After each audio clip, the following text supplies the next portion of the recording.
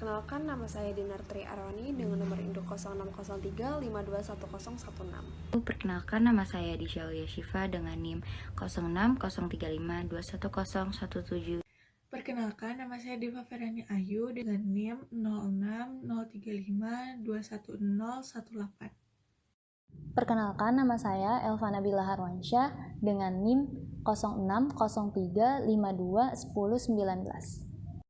Saya Fahrina Afifah dengan NIM 0603521020. Assalamualaikum warahmatullahi wabarakatuh. Di sini saya ingin menjelaskan tentang psikologi fungsionalisme.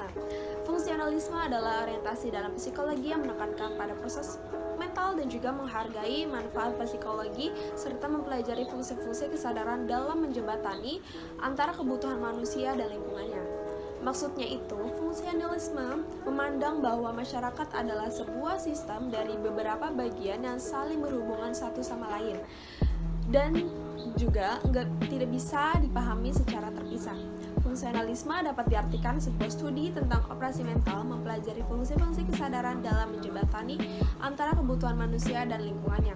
Fungsionalisme menekankan pada totalitas dalam hubungan pikiran dan perilaku. Dengan demikian, hubungan antar manusia dan lingkungannya merupakan bentuk manifestasi dari pikiran dan perilaku.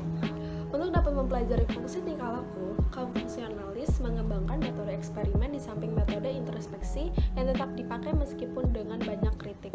Metode yang sering dipakai adalah metode observasi tingkah laku yang terdiri dari dua, yaitu fisiologis dan variasi kondisi. Metode fisiologis adalah menguraikan tingkah laku dari sudut anatomi dan ilmu faal. Jadi tingkah laku melihat diterangkan dengan cara mempelajari bagian-bagian badan dan syaraf-syaraf mana yang tersangkut dalam tingkah laku itu dan juga proses faal yang terjadi.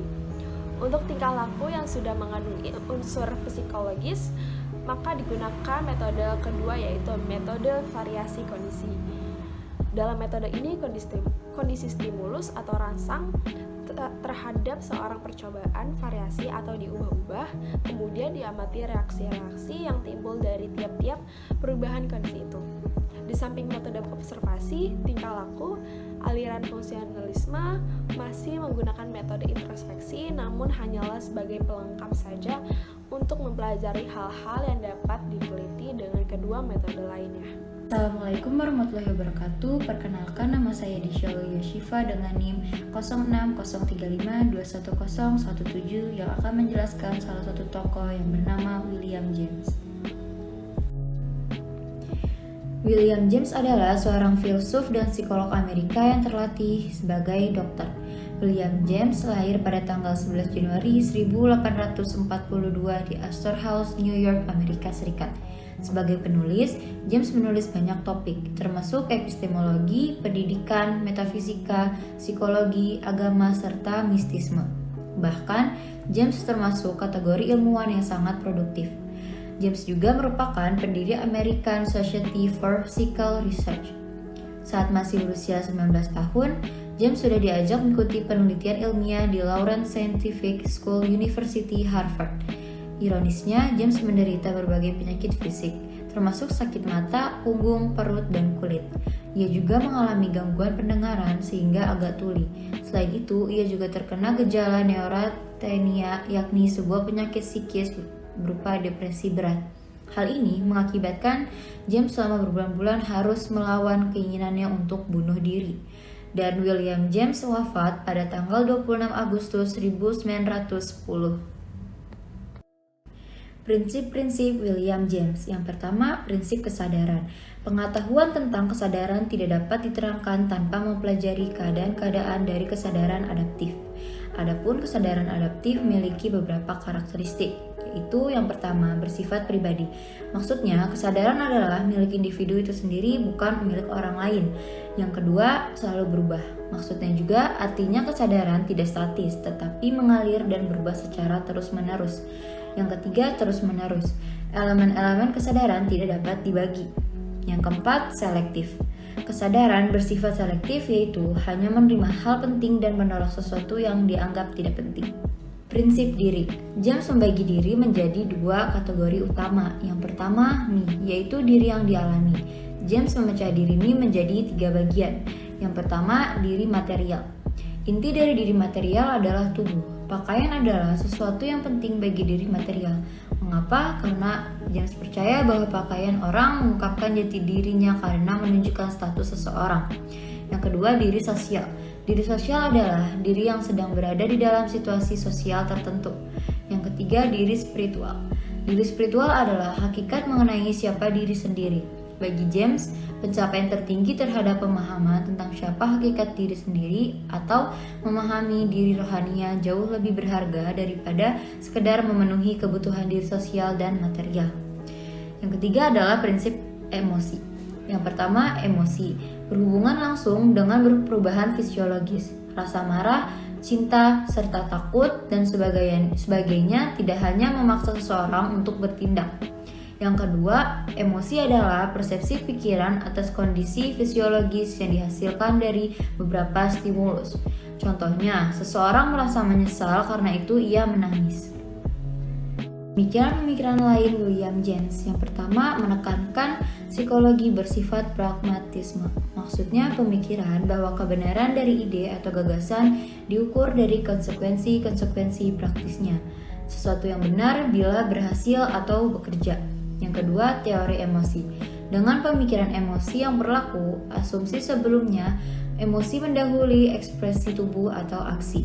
Bangkitnya respon fisik atau tubuh mendahului emosi, terutama emosi yang kuat seperti takut, marah, duka, dan juga cinta. Pragmatisme, berdasarkan pendapat James, adalah bersifat radikal empiris, bukan kealamian. Di dalam bukunya dia mengatakan, tidak ada yang baru dari metode pragmatisme. Pragmatisme mewakili sifat-sifat empiris. Dan di waktu yang sama, pragmatisme ada bukan untuk memberikan hasil yang istimewa, melainkan hanyalah sebuah metode-metode atau kata-kata yang benar dan nyata. Menyatakan bentuk dari nilai perasaan. Ketidakbergunaan dan kata-kata baik adalah sebuah penyamaran.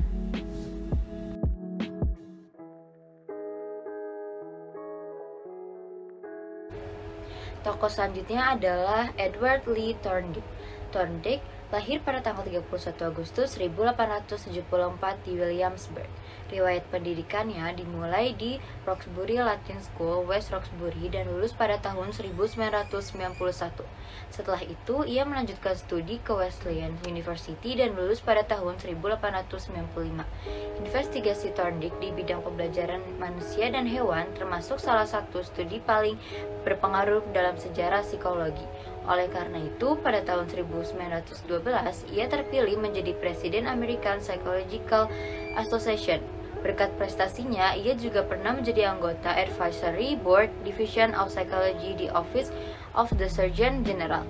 Ia juga menjadi psikolog pertama yang menjadi anggota National Academy of Science.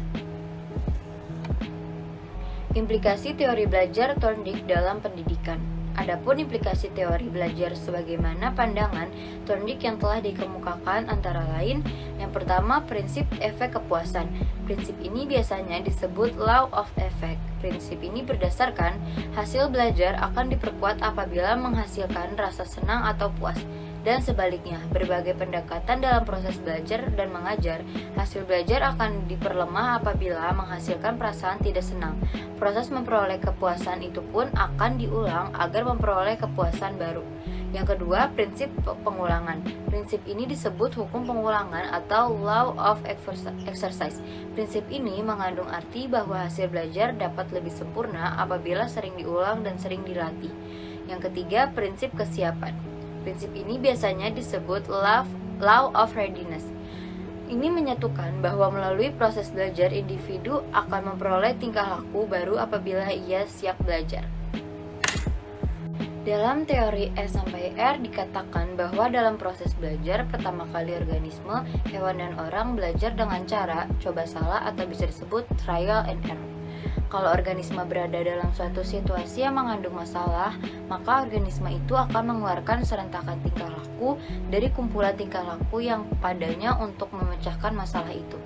Ciri-ciri belajar dengan trial and error adalah: yang pertama, ada motif pendorong aktivitas. Yang kedua, ada berbagai respon terhadap situasi. Yang ketiga, ada eliminasi respon-respon yang gagal ataupun salah. Yang keempat, ada kemajuan reaksi-reaksi mencapai tujuan. Prinsip pemikiran Thorndike dengan psikologi.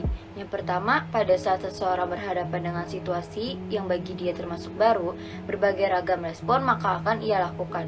Yang kedua, apa yang ada pada diri seseorang, baik itu berupa pengalaman, kepercayaan, sikap, dan lain-lain yang telah ada pada dirinya turut menentukan tercapainya tujuan yang ia ingin capai.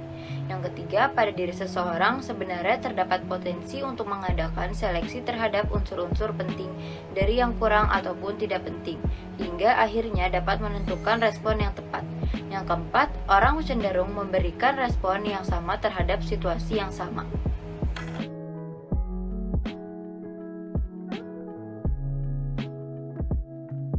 Perkenalkan, nama saya Dinartri Arwani dengan nomor induk 0603521016. Di sini saya ingin memaparkan video tentang psikologi fungsionalisme dengan tokoh Granville Stanley Hall. Selamat menyaksikan. Granville Stanley Hall adalah seorang sarjana teknologi yang lulus dari salah satu universitas di New York yang kemudian mempelajari fisiologi, fisika, dan filsafat di Bonn dan Berlin. Hingga akhirnya ia berjumpa dengan minat akhir pendidikannya yaitu di bidang psikologi.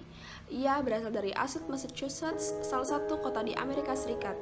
Ia juga merupakan orang Amerika pertama yang mendapat gelar doktoral dalam bidang psikologi di Jerman dengan disertasi yang berjudul The Muscular Perception of Space. Teori Hall yang terkemukakan adalah teori evolusi. Dengan teorinya ini, ia sering disebut dengan Darwin of the Mind. Karena itu, ia seolah-olah menerapkan teori evolusi dari Darwin, namun lebih mengarah ke arah perkembangan jiwa. Teori evolusi yang diimplementasikan Hall menekankan ontogeny, recapitulates, phylogeny. Artinya apa sih? Itu tuh artinya proses perkembangan individu sejak dia lahir sampai dia dewasa tidak lain adalah bentuk yang lebih singkat atau rekapitulasi singkatan dari proses perkembangan makhluk yang bersangkutan dari mulai tingkatnya yang paling sederhana sampai tingkat yang sempurna. Ia menyatakan bahwa sebagian besar manusia adalah ciptaan habitatnya yang banyak, aktivitasnya lebih atau sedikit mendapat dorongan otomatis dari lingkungannya. Hal ini terbukti dalam eksperimen-eksperimen yang dilakukan Hall yang menemukan bahwa reaksi-reaksi yang diberikan binatang satu sel sama dengan reaksi sel telur atau sperma dalam tubuh manusia. Demikian juga reaksi-reaksi dari makhluk yang bersel banyak sama dengan reaksi janin dengan sejumlah sel yang kira-kira sama, dan demikian seterusnya. Oleh karena itu, ia sampai dalam suatu kesimpulan bahwa perkembangan jiwa manusia secara perorangan sebenarnya adalah miniatur dari perkembangan jiwa manusia sebagai makhluk. Teorinya secara spesifik perlu ditumbuhkan lewat ide-ide terdalam yang hanya membangkitkan aspek pertumbuhan fisik tanpa mempengaruhi besarnya juga ke arah pendidikan. Banyak pendapat di kalangan psikologi bahwa ia ketinggalan perkembangan dunia pendidikan sehingga tidak menggunakan metode investigasi yang juga berkembang dalam ilmu psikologi pada masa itu.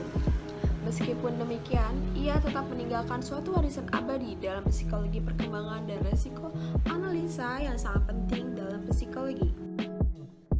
Bert Sessions Woodward lahir pada 17 Oktober 1899 dan meninggal pada 4 Juli 1992. Ia adalah seorang psikolog akademi Amerika pada paruh pertama pada abad ke-20, lulusan Harvard dan Columbia. Ia belajar di bawah bimbingan William James bersama dengan psikolog terkemuka seperti Leta Steter Hollywood, James Roland Angel, dan Edward Thorndike. Buku teks psikologi yaitu sebuah. Saya Farina Afifa dengan NIM 0603521020 akan menjelaskan psikologi fungsionalisme dengan tokoh John Dewey.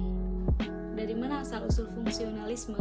Bermula dari William James. William James dianggap sebagai bapak pendiri fungsionalisme, meskipun dia tidak pernah menganggap dirinya seperti itu dan menolak pemisahan psikologi dalam aliran pemikiran.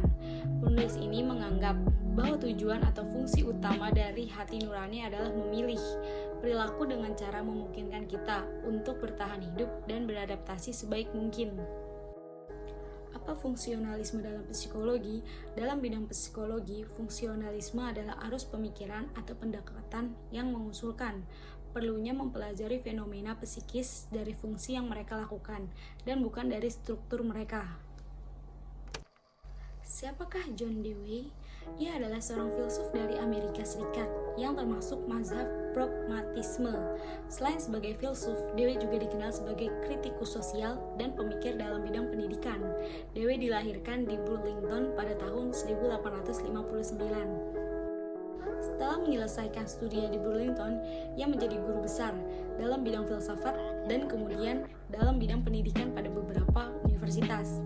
Sepanjang karirnya, Dewey menghasilkan 40 buku dan lebih 700-an artikel. Menurut Dewey, tugas filsafat adalah memberikan pengarahan bagi perbuatan nyata di dalam kehidupan. Oleh karena itu, filsafat tidak boleh tenggelam dalam pemikiran-pemikiran metafisik belaka. Filsafat harus berpijak pada pengalaman dan menyelidiki serta mengolah secara kritis. Dengan demikian, filsafat dapat menyusun suatu sistem nilai dan norma. Dewey juga dianggap oleh aliran fungsionalisme sebagai seorang pemikir bergaya praktis dan pragmatis, sehingga di dalam ilmu pendidikan, ia menganjurkan teori dan metode learning by doing. Sebagai contoh, tentang seseorang yang ingin belajar berenang. Menurutnya seseorang itu tidak perlu mempelajari banyak teori. Cukup ia langsung masuk ke kolam berenang tersebut dan mempraktekkannya, serta dengan cepat seseorang itu akan menguasai kemampuan berenangnya. Dalam teori dan metodenya ini, ia berpendapat bahwa untuk mempelajari sesuatu tidak perlu orang terlalu mempelajari teorinya. Dalam melakukannya atau dengan praktek, ia akan menguasai pergerakan-pergerakan atau perbuatan-perbuatan tersebut dengan tepat, dan ia bisa menguasai hal yang dipelajari itu dengan sempurna.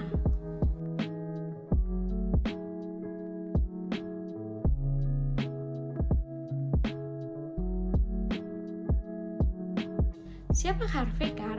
Harvey Carr lahir pada tanggal 30 April 1873 dan wafat pada tanggal 21 Juni 1954. Ia adalah bapak pendiri psikologi fungsionalis, terkenal karena pendekatan metodis dan menyeluruh untuk sainsnya. Karyanya sebagian besar dikhususkan untuk studi kognisi dan persepsi hewan. Cara berkolaborasi dengan John Watson pada proyeknya yang terkenal dengan proyeknya ialah eksperimen Kerplunk. Carr memegang jabatannya sebagai ketua departemen psikologi di Universitas Chicago dari 1926 hingga 1938. Dia juga menjabat sebagai presiden Asosiasi Psikologi Amerika pada tahun 1926. Pengalaman eksperimental. Universitas of Colorado memberikan pengalaman pertama yang sangat unik di bidang psikologi. Instrukturnya Arthur Allin sangat menyukai Stanley Hall, gaya bimbingannya, dan memberikan Carr dengan tangan antusias dan ayah dalam pengembangan. Sementara gaya seperti itu dikritik di tempat lain. Carr menghormati pengaruh Allin dan Hall meskipun universitas tidak memiliki laboratorium psikologi. Allin mendorong Carr untuk berinvestasi dalam psikologi eksperimental. Allin sendiri tidak terlalu peduli pada peralatan dan mesin, tetapi melihat minat yang semakin besar dalam pekerjaan eksperimental dan memperkirakan pertumbuhan di bidang disiplin itu. Sayangnya, kurangnya peralatan berarti bahwa peralatan diimprovisasi sama sekali dan tidak pernah berhasil dalam penelitiannya. Tahun berikutnya, 1902, Carr diberi beasiswa sebagai mahasiswa pasca sarjana di Universitas Chicago untuk mempelajari psikologi eksperimental. Carr mulai bekerja sama dengan Dewey, Angel, dan Watson, dan dia berbagi persahabatan yang erat dengan dua orang terakhir. Sangat pertama kali melihat laboratorium, dia dikejutkan oleh bangunan yang sangat sudah aus dan hancur berantakan. Carr menganggapnya tidak layak untuk menjadikan tempat tinggal manusia. Terlepas dari itu, Carr mengambil kolaborasi dengan Watson di laboratorium dan memulai pekerjaannya dalam persepsi ruang angkasa, persepsi penalaran spesial, navigasi labirin, dan kognisi hewan tetap menjadi minat utama Carr selama bertahun-tahun yang akan datang.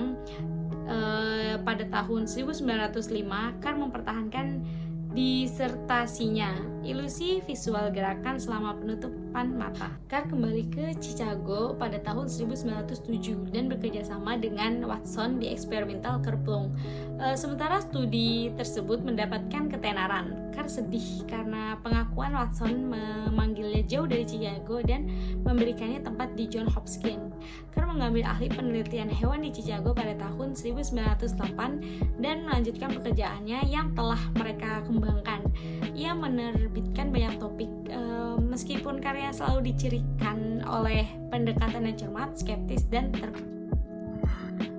Bismillahirrahmanirrahim. Assalamualaikum warahmatullahi wabarakatuh.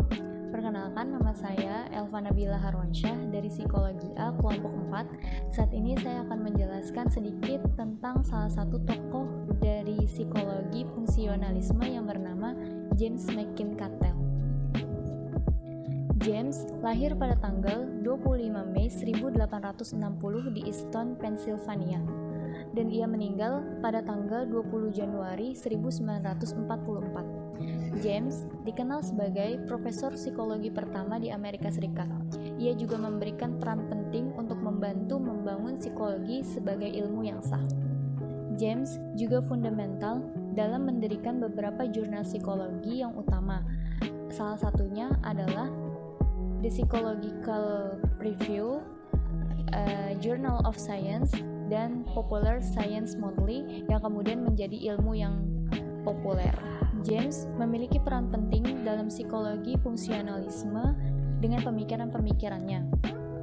Salah satunya adalah yang menjadi ciri khas dari aliran ini, yaitu kebebasan dalam mempelajari tingkah laku yang dicerminkan dalam dua pandangan. Pandangannya yang pertama yaitu adalah fungsionalisme tidak perlu menganut paham dualisme karena manusia dianggap sebagai keseluruhan yang merupakan kesatuan. Pandangannya yang kedua adalah fungsionalisme tidak perlu deskriptif dalam mempelajari tingkah laku karena yang terpenting adalah fungsi dari tingkah laku tersebut. Maka yang paling penting untuk dipelajari yaitu adalah hubungan atau korelasi antara tingkah laku yang satu dengan tingkah laku yang lainnya. Dalam percobaannya, Cattell menemukan kapasitas individual, dan dari sana ia menciptakan alat-alat untuk mengukur kapasitas kemampuan individual yang saat ini kita kenal sebagai psikotes atau mental test. Itulah sedikit informasi dari salah satu tokoh psikologi fungsionalisme yang bernama James McIntyre. Semoga bermanfaat. Wassalamualaikum warahmatullahi wabarakatuh. Tokoh yang lainnya yang akan kita bahas yaitu Arnold Lucius Gesell. Ia lahir pada 21 Juni 1880 di Alma, Wisconsin, Amerika, dan meninggal pada 29 Mei 1961 di New Haven, Connecticut, Amerika. Secara singkat, perjalanan karirnya ialah ia belajar psikologi di Clark University dan mendapat PhD pada 1906. Pada tahun 1911, ia mendirikan Clinic of Child Development di Yale University, New Haven, yang diketuainya sampai ia pensiun pada 1948. Selama di Yale, ia juga belajar lagi, kali ini dalam bidang ilmu kedokteran dan berhasil mencapai gelar doktor MD pada tahun 1915. Selanjutnya, ia pun aktif sebagai editor Journal of Genetic Psychology sejak 1926. Teori-teorinya dalam psikologi, yaitu Gesell ini sangat dikenal sebagai bapak psikologi anak. Dalam mengembangkan teori perkembangannya, Gesell dikenal menggunakan metode observasi.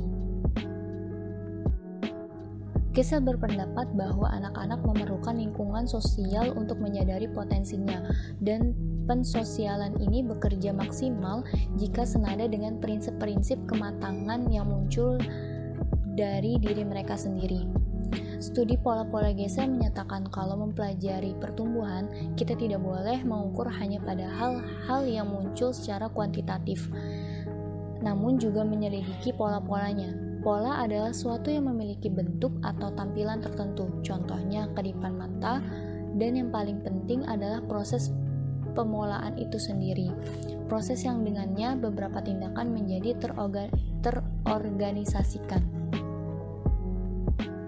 Menurut teori pematangannya, semua kanak-kanak lelaki dan perempuan melalui tahap perkembangan yang sama mengikuti urutan yang sama, tetapi tidak semestinya mempersembahkannya pada masa yang sama. Maksudnya setiap anak berjalan dengan kecepatan masing-masing, tetapi apa yang diharapkan adalah mereka menjalankan pembelajaran dalam urutan yang sama. Ia berpendapat bahwa semua anak berkembang mengikuti urutan yang sama dari segi perkembangan tingkah laku dan fisiologi mereka. Namun, ia juga menunjukkan bahwa masing-masing melakukannya mengikuti kadar mereka sendiri.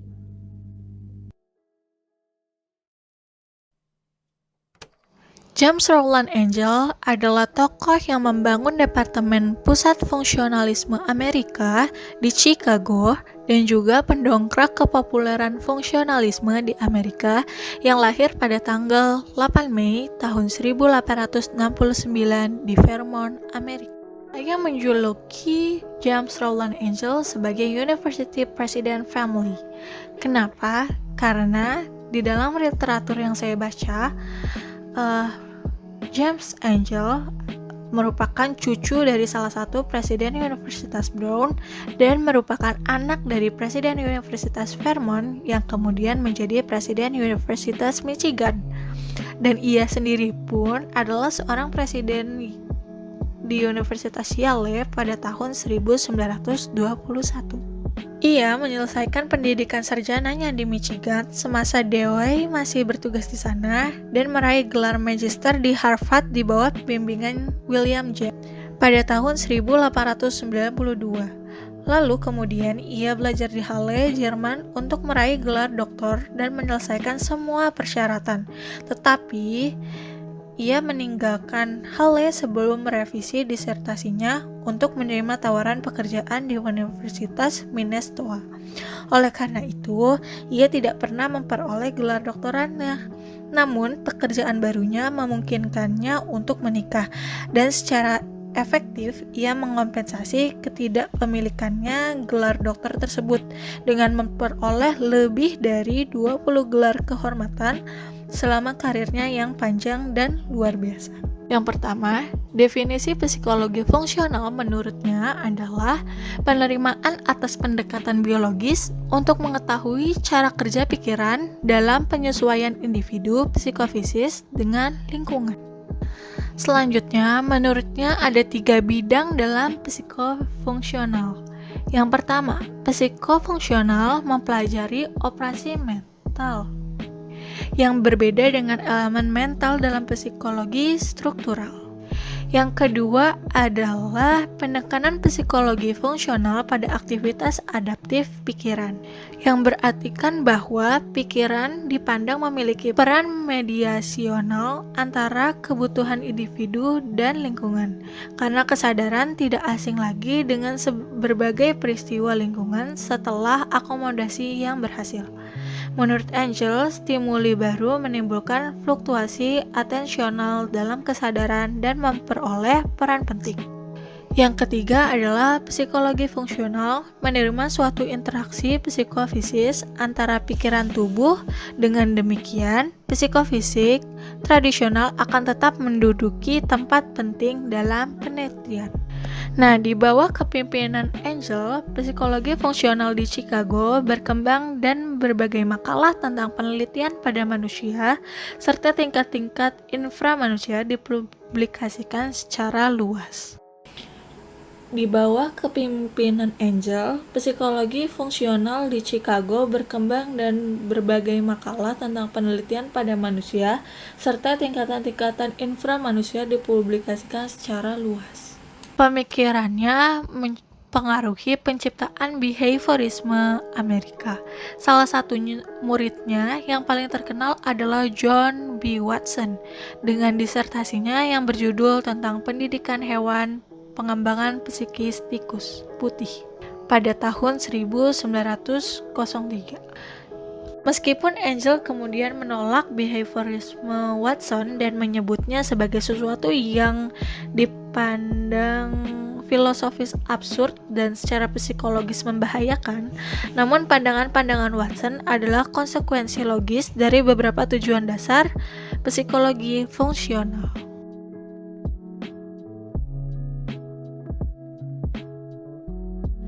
Charles Sanders Peirce adalah seorang tokoh penting dalam pragmatisme yang lahir pada 10 September tahun 1839 di Cambridge. Ayahnya Peirce, yang bernama Benjamin Peirce, adalah seorang profesor matematika di Universitas Harvard dan merupakan salah satu pendiri dan untuk sementara waktu menjadi direktur survei pesisir dan geodesi Amerika Serikat, serta salah satu pendiri Smithsonian Institution. Nah, dari ayahnya ini, Charles Sanders Peirce menerima sebagian besar substansi pendidikan awalnya, serta banyak dorongan dan stimulus yang intelektual. Teknik didaktik Benjamin sebagian besar berupa pengaturan masalah yang menarik untuk putranya dan memeriksa solusi Charles untuk mereka. Nah, dalam suasana instruksional yang menantang ini, Charles memperoleh kebiasaan seumur hidupnya untuk berpikir melalui masalah filosofis dan ilmiah sepenuhnya sendiri. Nah, Peirce ini memiliki kehidupan yang miskin karena ia mengandalkan pekerjaan yang tidak tetap sebagai pengkaji berbagai makalah dan semakin dijauhi teman-temannya dan temperamennya semakin menjadi buruk dan sebagian besar karyanya diterbitkan setelah kematiannya. Nah, pemikirannya. Ia setuju dengan pemikiran Kant yang mengatakan bahwa pikiran berkontribusi dalam pengaturan pengalaman dengan menghubungkan dan menyatukan informasi indrawi berdasarkan kategori-kategori yang ada. Pemikirannya juga, ia berpegang teguh pada posisi empirisnya. Ia meyakini bahwa hanya pendidikan yang dapat dikonfirmasi secara empirislah yang memiliki validitas ilmiah. Selanjutnya, berdasarkan pandangan Bain, ia menerima tentang prinsip-prinsip dasar asosiasisme Inggris dan definisi dari kepercayaan sebagai kebiasaan-kebiasaan berupa aktivitas yang ditegaskan oleh pemuas kebutuhan. Ia juga memandang kesadaran dan proses-proses mental yang lebih tinggi dalam melakukan penilaian sebagai pencarian makna dari konsekuensi ide. Ia tidak setuju dengan pemikiran James yang mengatakan bahwa konsekuensi logis bukan konsekuensi psikologis dari ide-ide.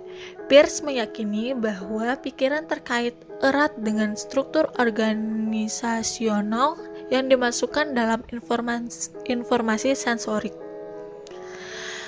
Dan menurutnya juga ada 3 kategori mental, yaitu kualitas, esensi, dan hubungannya dengan ide lainnya.